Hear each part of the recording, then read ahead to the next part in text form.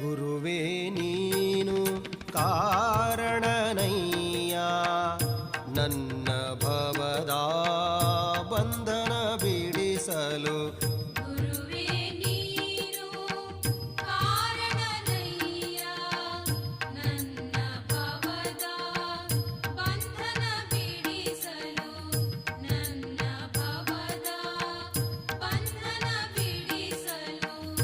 ಗುರುವೇ ನೀನು ಕಾರಣನಯ್ಯ ಗುರುವೇ ನೀನು ಕಾರಣನಯ್ಯ ಮಾಂಸಪಿಂಡ ಹೋಗಿ ಮಂತ್ರಪಿಂಡವಾಗಲು. ಮಾಂಸಪಿಂಡ ಹೋಗಿ ಮಂತ್ರಪಿಂಡವಾಗಲು